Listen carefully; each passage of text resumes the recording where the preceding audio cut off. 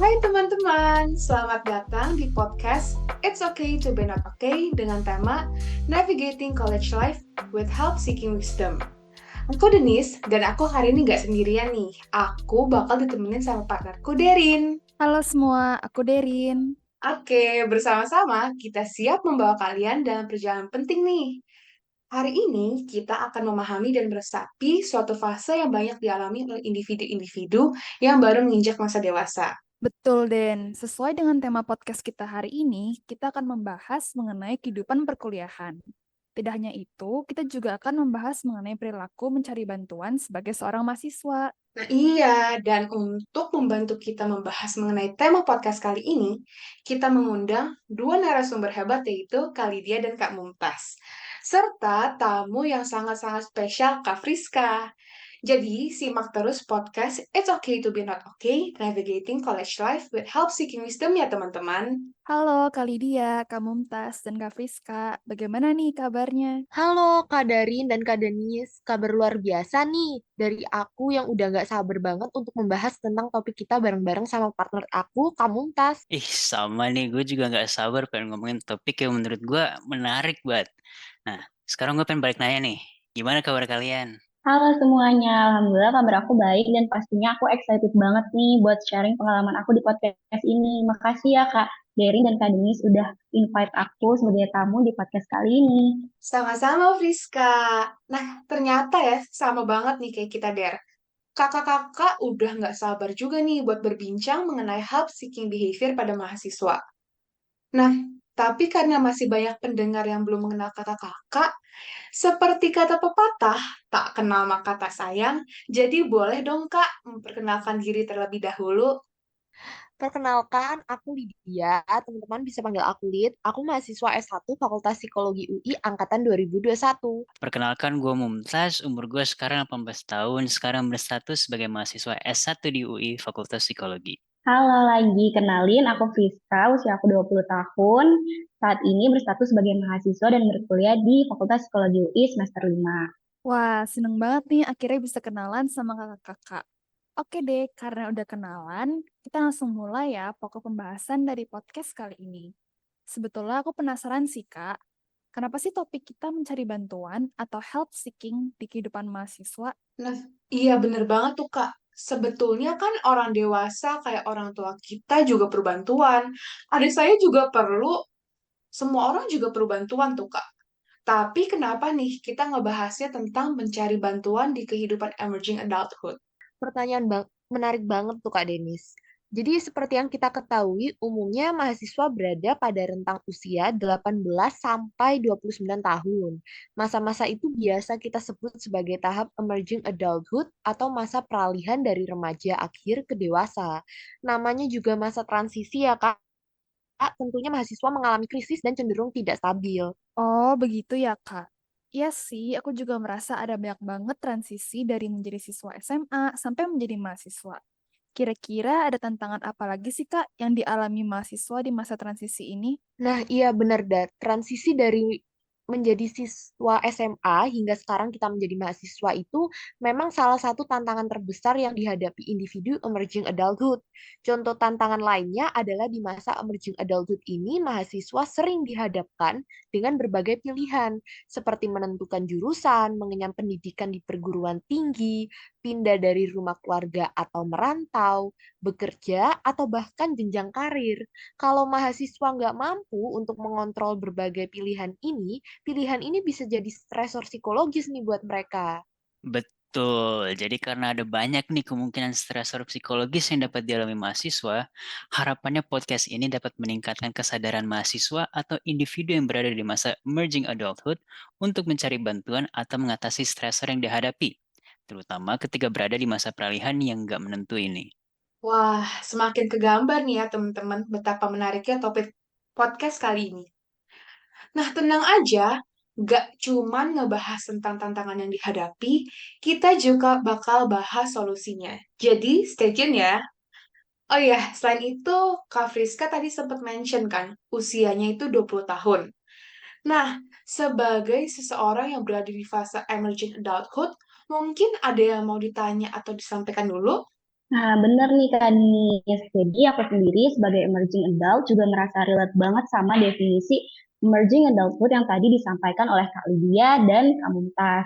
Masa ini jadi masa transisi yang penuh dengan ketidakstabilan dan pastinya banyak tantangan. Jadi aku juga penasaran banget nih terkait strategi untuk menghadapi tantangan tersebut dan mencari bantuan terhadap masalah yang muncul di masa ini. Wih, iya. Ternyata kita semua yang pernah menjadi mahasiswa pernah merasakan hal yang serupa ya. Nanti kita bahas bareng-bareng sama Kak Lydia dan Kak Mumtaz lebih lanjut mengenai strategi menghadapi kehidupan mahasiswa dan seluruh tantangannya ini. Nah, tadi kan Kak Friska juga bilang kalau relate banget sama tantangannya. Boleh dong kita dengar pengalaman kakak di masa transisi ini? Oke, boleh. Seperti yang udah aku mention, aku kan mahasiswa nih, baru 20 tahun, di mana aku beberapa waktu lalu baru aja ngalamin masa-masa remaja yang banyak main-mainnya, rasanya tuh cuma sekolah, ketemu teman, pokoknya penuh sama seru-seruan. Tapi beranjak dewasa ini, beralih ke masa dewasa ini, aku jadi ngerasain banget perbedaannya. Misalnya pas mau masuk kuliah kemarin, sebagai individu yang beranjak dewasa kan, aku harus memilih keputusan yang besar ya untuk nentuin jurusan kuliah aku, tempat kuliah aku. Terus aku juga harus menghadapi dunia perkuliahan yang menurut aku tuh masalahnya jauh lebih kompleks gitu dibandingkan masa SMA dulu. Misalnya sekarang aku harus menyesuaikan diri di kampus sambil menghadapi tugas kuliah yang nggak mudah ya. Nah kadang juga aku sampai overwhelmed sama tugas-tugasnya. Selain itu, aku juga harus merantau dari rumah nih supaya lebih dekat ke kampus, yang mana itu tuh butuh waktu banget buat adaptasinya sama lingkungan baru yang tadinya tuh asing banget kan buat aku.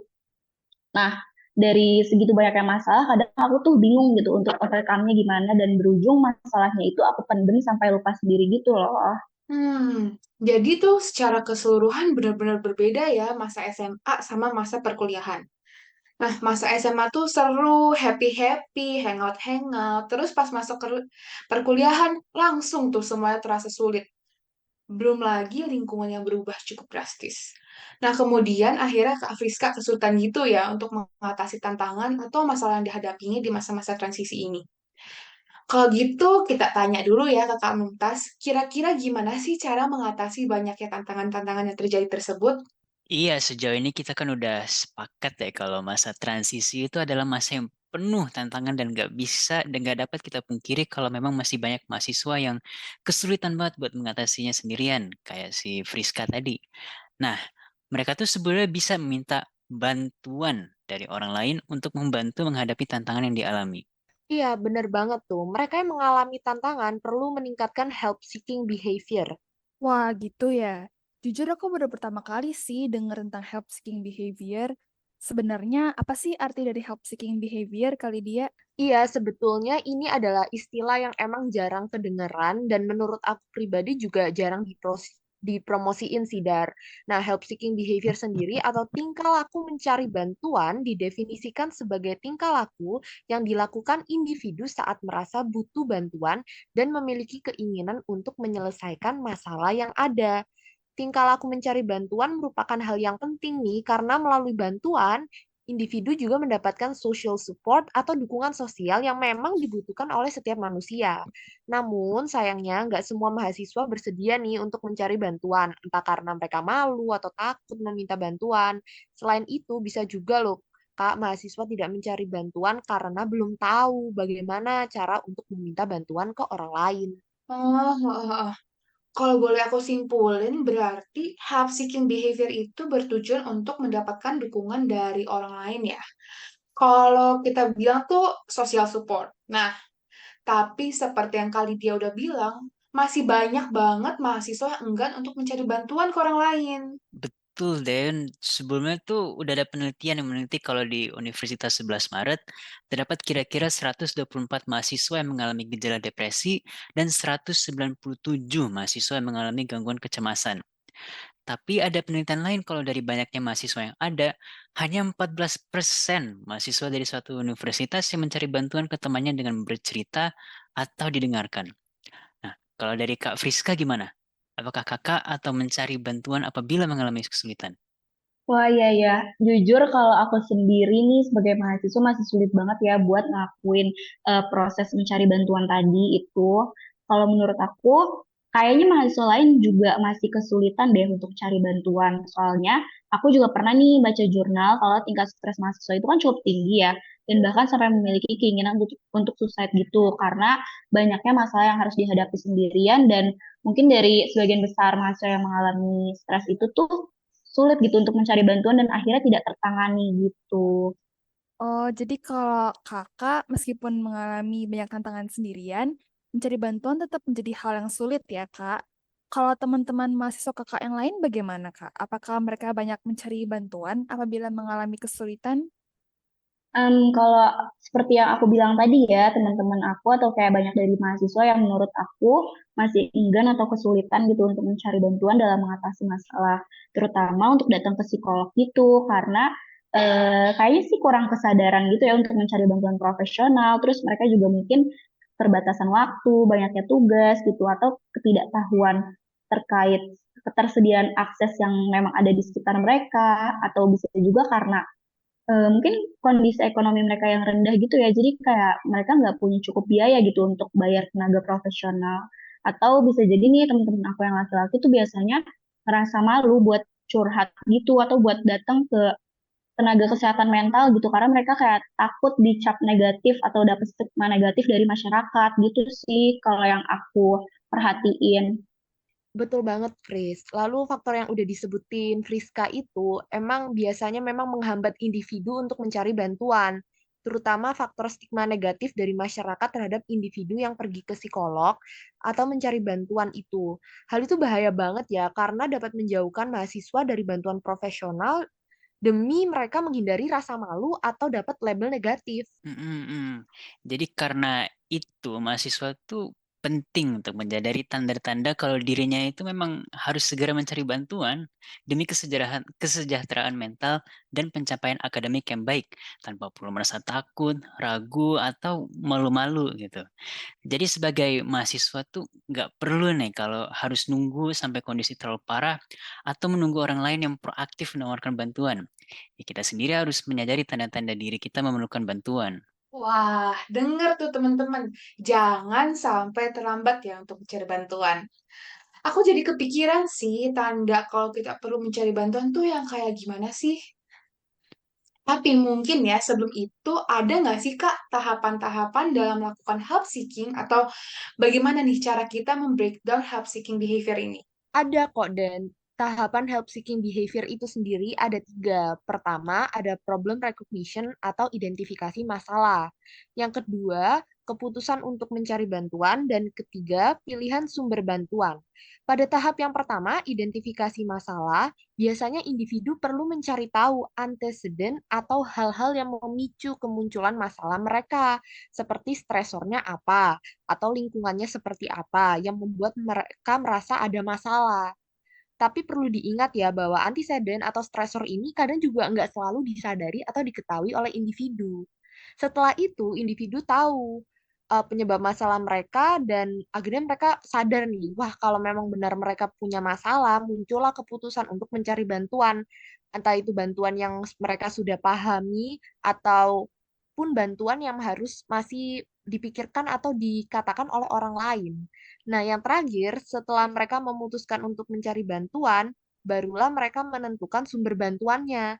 Bisa formal ataupun juga bantuan non formal gitu. Oh, ternyata cukup sederhana juga ya tahapan help seeking behavior ini. Pertama, kita bisa berusaha untuk mengenali masalah yang kita miliki, terus memilih untuk mencari bantuan atau tidak, kemudian terakhir baru nantinya memilih kita mau mencari bantuan kemana. Betul. Tiga langkah itu paling penting dalam mengembangkan sikap health seeking behavior. Wah, wah, wah. Kedengarannya sih applicable banget ya. Tapi aku penasaran deh. Maksud dari sumber bantuan formal kayak profesional maupun non formal itu apa sih, Kak? Baik, jadi bantuan itu ada yang sifatnya formal atau profesional dan non-formal. Kalau non-formal itu kelompok primer. Jadi yang dekat sama kita nih, kayak keluarga, teman, kerabat, dan orang terdekat mahasiswa yang bisa memberikan support emosional dan memberi motivasi agar mahasiswa mau mengatasi masalahnya. Biasanya bantuan non-formal ini bisa digunakan untuk tetap menjaga kesehatan mental. Jadi maintaining gitu ya sifatnya dan menghindari munculnya gejala atau preventif. Sementara kalau sudah terdapat gejala dan mengganggu kehidupan sehari-hari, maka diperlukan peran bantuan profesional seperti konselor maupun psikolog untuk mengurangi gejala-gejala yang timbul. Mengganggu kehidupan sehari-hari itu maksudnya sampai teman-temannya udah kesulitan untuk melakukan fungsi keseharian seperti makan, mandi, belajar, bekerja, bahkan tidur. Nah, ini gue juga pengen nambahin juga. Selain yang disampaikan Lydia, di kampus tuh biasanya ada layanan konseling sebaya, yaitu mahasiswa yang dilatih secara khusus untuk memberikan dukungan emosional, informasi, atau bahkan saran kepada rekan-rekan mereka yang mungkin mengalami masalah kesehatan mental. Selain itu juga, di universitas biasanya ada klinik terpadu yang menyediakan layanan konsultasi untuk mahasiswa dengan harga yang bisa dibilang terjangkau atau bahkan nggak bayar sama sekali. Nah, lalu untuk mahasiswa ataupun siapapun yang mengalami kendala finansial, saat ini BPJS atau Asuransi Nasional juga bisa mengcover biaya untuk beberapa jenis masalah kesehatan mental. Oh iya, sebenarnya tuh ada banyak banget ya peluang dan jenis bantuan yang dapat teman-teman akses untuk membantu mengatasi masalah teman-teman. Betul banget nih. Teman-teman mahasiswa bisa di-take notes dulu kali ya penjelasan dari Kak Lydia dan Kak Mumtaz barusan. Jadi mungkin sambil aku ulangin dikit kali ya. Kalau yang non-formal itu sumber primer, jadi kayak teman, keluarga, intinya orang-orang terdekat yang bisa diandalkan kali ya. Habis itu, kalau yang formal, ada tenaga profesional dari psikolog, lembaga konseling, peer counselor di kampus, atau juga klinik yang memang menyediakan jasa konsultasi kesehatan mental.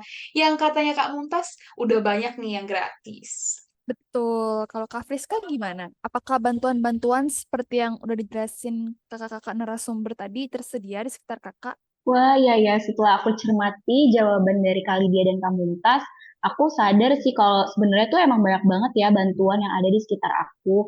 Aku juga jadi inget kalau di UI sendiri tuh ada klinik terpadu Makara ya yang nyediain jasa konsultasi untuk mahasiswa. Terus aku juga ngeh nih kalau di fakultas aku sendiri, Fakultas Psikologi, banyak banget program peer counselor seperti yang dibilang Kak Mumtaz tadi, kayak salah satu kepanitiaan psiko aku pernah dengar ada yang namanya Sci-Hop dan sifatnya itu kita bisa konseling peer peer counselor yang sifatnya anonimus gitu loh. Tapi emang dari akunya sendiri belum coba sih. Terus aku juga sadar nih kalau teman-teman terdekat atau keluarga kayak bantuan primer tadi yang non formal itu juga sebenarnya bisa banget kita andalkan untuk jadi teman curhat kita sebagai upaya mencari bantuan daripada kita pendem sendiri gitu ya. Setuju, setuju banget sama Friska. Tadi ya, karena pembahasan kakak-kakak itu, aku juga jadi makin sadar nih, ternyata ada banyak banget bantuan di sekitar aku. Oke nih, kita kan udah membahas tentang urgensi dari individu-individu emerging adulthood. Help-seeking behavior juga udah kita bahas nih, dari definisi hingga tahap-tahap. Terus jenis-jenis bantuan yang udah ada.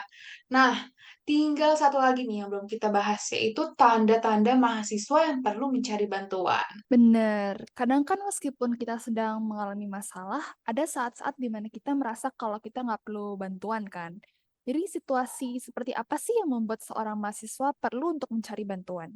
Iya, bener banget nih, Dar. Jadi terkadang memang nggak semua mahasiswa perlu bantuan dalam menghadapi tantangan yang dimiliki. Tapi tanda-tanda mahasiswa harus banget segera nih mencari bantuan. Itu yang pertama, kalau self-efficacy mereka rendah. Apa sih self-efficacy itu? Jadi self-efficacy ini berbicara tentang kepercayaan seseorang terhadap kemampuan dirinya sendiri. Jadi intinya kalau udah ngerasa nggak pede gitu, harus coba cari bantuan seenggaknya ke orang terdekat dan sampaikan perasaan kalian gitu. Tanda kedua, itu adanya distress atau kondisi psikologis yang nggak stabil. Misalnya mulai sering cemas, frustrasi, disengagement, atau merasa nggak ada perasaan keterlibatan dengan lingkungan di sekitarnya gitu. Terus, tanda yang paling penting lainnya itu kalau udah mulai mengalami gejala yang mengganggu kesejahteraan hidup atau mengganggu fungsi harian. Misalnya nih ya, kalau mahasiswa itu biasanya tandanya sampai merasa nggak mampu lagi ngerjain tugasnya atau nggak bisa menjalani perkuliahan dengan baik gitu. Wah, nih hayo nih teman-teman. Ada nggak nih yang udah merasakan tanda-tanda seperti itu yang kayak dibilang sama Kak Lydia dan Kak Mumtaz? Wah, aku yakin sih ada ya beberapa yang merasakan hal-hal yang seperti itu. Tapi artinya kalau teman-teman udah merasakan tanda-tanda tersebut, berarti sekarang teman-teman udah tahu ya harus ngapain. Bener banget nih teman-teman. Semoga dengan mendengarkan podcast kita hari ini, kalian mendapatkan banyak ilmu baru dan ilmu-ilmu ini bisa kalian terapin ya di kehidupan sehari-hari.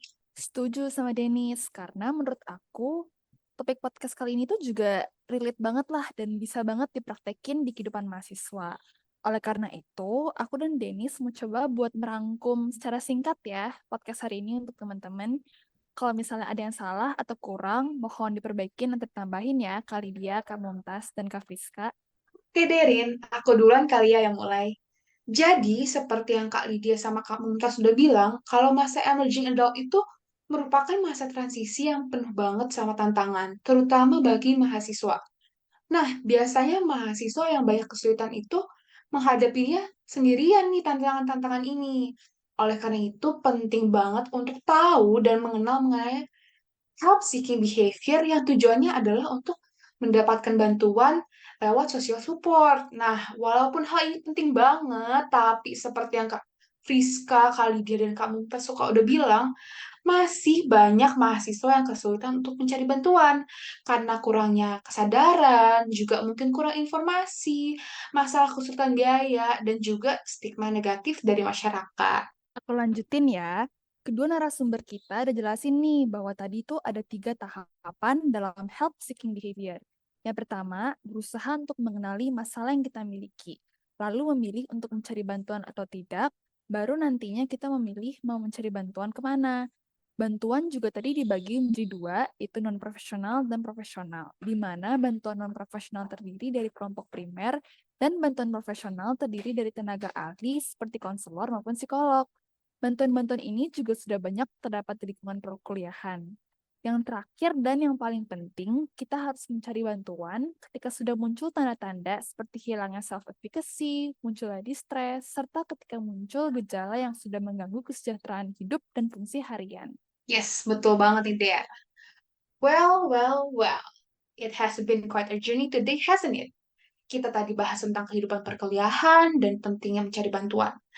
Aku mau mengucapkan makasih banget buat Kak Lydia, Kak Mumtaz, dan Kak Friska yang udah bikin podcast kali ini penuh insight. Setuju. Makasih banget ya kakak-kakak udah mau muncul bersama di podcast kita, It's Okay to be Not Okay. Oke deh, jadi take away-nya adalah kita semua punya peran buat ngebantu teman atau diri sendiri saat masuk ke fase perkuliahan. Banyak bantuan yang bisa diakses mulai dari teman, keluarga, sampai profesional di kampus. Benar banget nih. Jadi ingat ya teman-teman, nggak ada yang salah buat mencari bantuan. Kesehatan mental kita itu penting banget. Setuju. Oke, kalau gitu podcast hari ini sampai di sini dulu ya. Terima kasih sudah dengerin podcast It's Okay to be Not Okay hari ini. Stay tune buat episode selanjutnya ya. Bye-bye. Sampai jumpa teman-teman semua. Bye-bye.